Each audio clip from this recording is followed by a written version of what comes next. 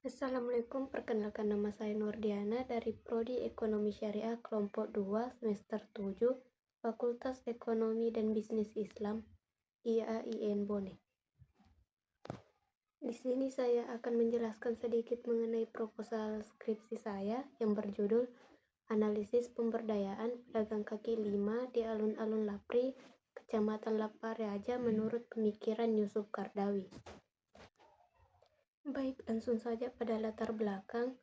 Pedagang kaki lima sering juga disebut dengan pedagang liar atau pedagang eceran, yaitu pedagang yang berjualan di pinggir jalan, emperan toko, halaman bangunan pasar, lapangan terbuka, dan tempat lain yang sifatnya belum pasti dan belum mendapatkan izin resmi dari pemerintah.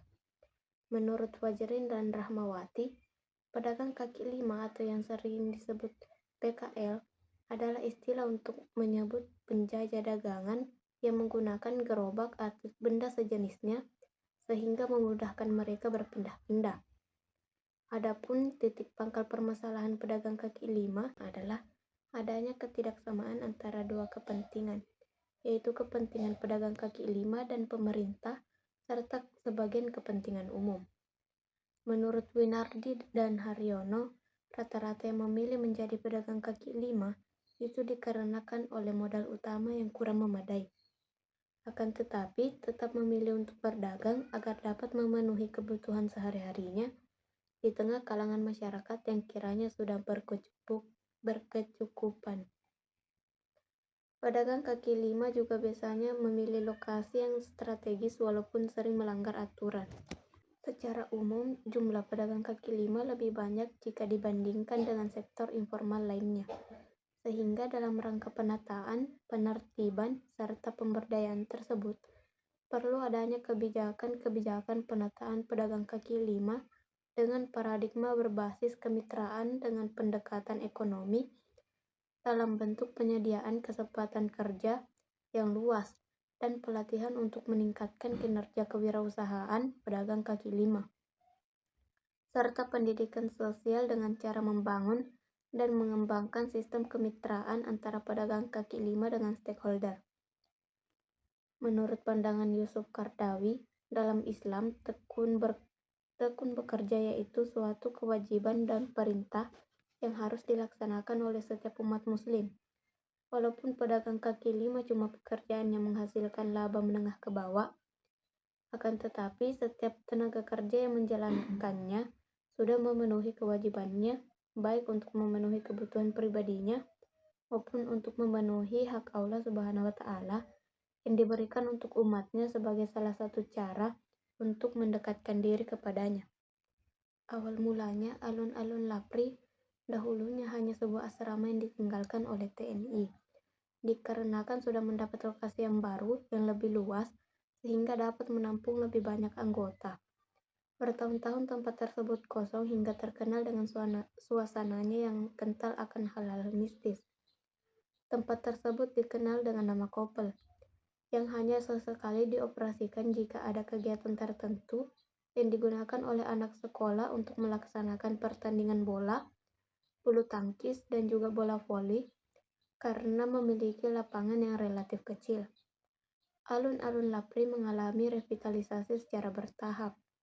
Oleh karena itu, melihat perkembangan ekonomi yang semakin berkembang, maka pihak pengelola, pihak TNI, dan Ramil bersatu untuk membantu UMKM yang dahulunya tidak memiliki tempat berjualan, pada akhirnya dibantu dengan memberikan izin berdagang di atas tanah milik TNI Angkatan Darat tersebut.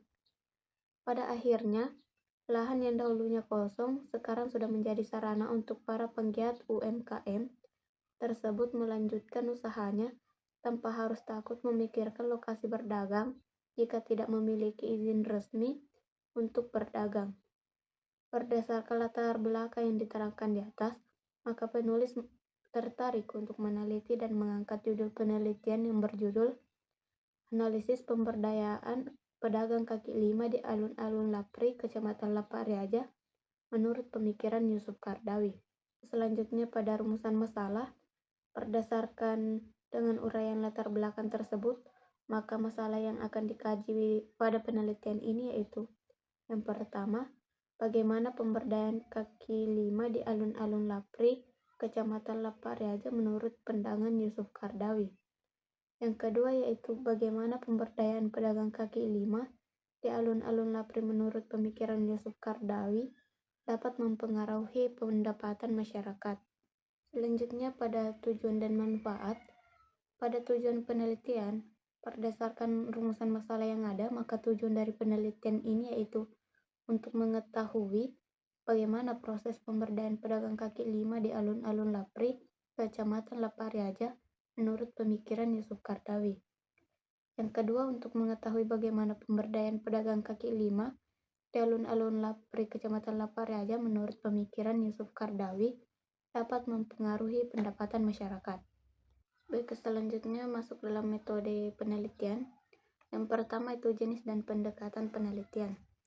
Jenis penelitian yang dilakukan yaitu field research, yaitu penulis meneliti dan mengamati secara langsung mengenai objek yang akan diteliti di lapangan, secara faktual dan cermat. Jenis penelitian ini digunakan untuk menjawab dan mengungkap pertanyaan mengenai pemberdayaan pedagang kaki lima, terkhususnya di alun-alun Lapri, Kecamatan Lapariaja yang sesuai dengan pendapat Yusuf Kardawi. Berdasarkan penelitian tersebut, maka pendekatan penelitian yang digunakan adalah pendekatan deskriptif kualitatif, yaitu berupaya memberikan deskripsi dan gambaran secara sistematis akan fakta yang ada dan juga karakteristik dari analisis studi kasus yang terkait dengan pemberdayaan pedagang kaki lima, terkhususnya di alun-alun Lapri, Kecamatan Lapariaja sesuai dengan pandangan Yusuf Kardawi.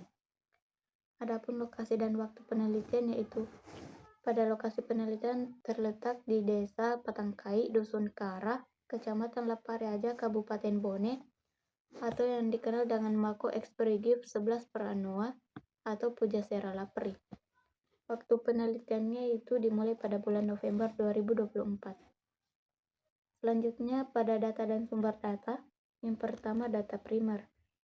Data primer yang dimaksud dalam hal ini yaitu data yang didapat dari wawancara yang dilakukan dengan para informan, dalam hal ini masyarakat yang berdomisili di area alun-alun Lapri. Berikutnya data sekunder. Data sekunder merupakan data yang diperoleh dan dikumpulkan oleh peneliti dari berbagai sumber yang telah ada dan merupakan data yang berhubungan dengan objek penelitian. Data sekunder dapat diperoleh dari berbagai sumber yaitu seperti data literatur, data penelitian terdahulu, buku, jurnal, serta laporan-laporan kegiatan dan sebagainya. Selanjutnya yaitu subjek dan objek penelitian. Yang pertama subjek penelitian. Subjek penelitian ini ditetapkan berdasarkan incidental sampling, yaitu teknik menentukan sampel berdasarkan dengan kebetulan atau tidak sengaja bertemu dengan peneliti yang dirasa cocok dan mengetahui informasi yang dicari peneliti.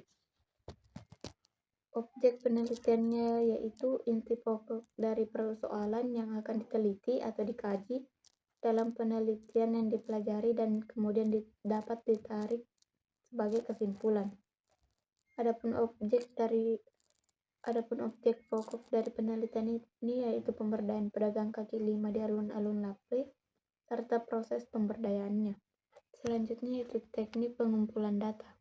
Adapun teknik pengumpulan data yang digunakan oleh peneliti yaitu observasi, wawancara, dan studi dokumentasi. Selanjutnya itu teknik analisis data.